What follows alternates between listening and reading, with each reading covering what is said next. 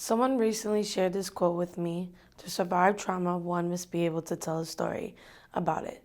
So here I am. I'm finally brave enough to tell my story. My name is Briana. I'm 24 years old. I'm a single mother. I have a beautiful daughter. Her name is Ariana, and she is 6 years old. I'm from Florida. I moved to Boston 4 years ago to start a new life for me and my daughter. I was leaving behind everything that hurt or caused pain in my life at the time. I went through a lot of abuse physically and mentally, from family to relationships. When I was 8 years old, I was sexually abused by my stepfather till I was 17 years old.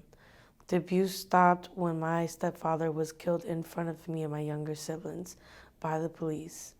My mother was mentally abusive towards me my whole life. I was treated differently from my other siblings.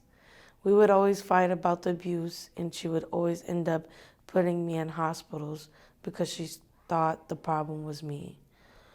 I was crying out for help, and I couldn't even go to my own mom to tell her what was happening to me, which made me feel like I couldn't open up to anybody. Everything I was going through at the time made me feel like I had no direction or guidance in life, which is why I ended up using drugs and running away a lot because I felt that was an escape from my reality at the time. When I was 17 years old, I met a guy. We were in a relationship for no more than a year. As time went on, he started getting really angry and abusive towards me to the point I was scared and felt unsafe. I decided to leave him. As a couple months passed, I found out I was pregnant with my daughter, Ariana. When I found out, I was scared. I didn't know what to expect or do, but I also was excited and happy. When I had my daughter, Ariana, it was very hard and stressful because I didn't feel like I knew what I was doing. I felt all alone.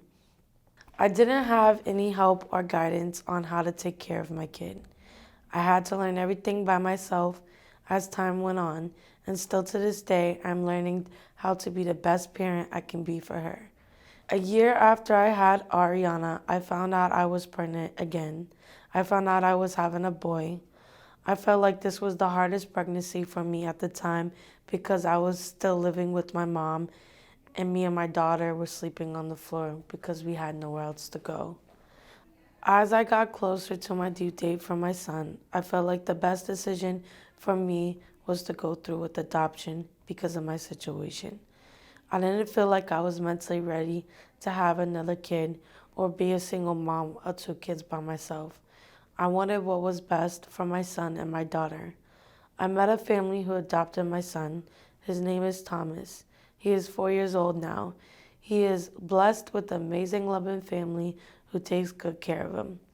I have an open adoption. I get to see pictures of him and talk to the family from time to time to see how he's doing. I went through a lot over a short period of time, which has always made me feel like I was alone and had nobody.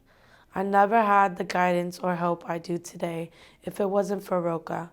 I honestly don't know where I would be or what I would be doing with my life.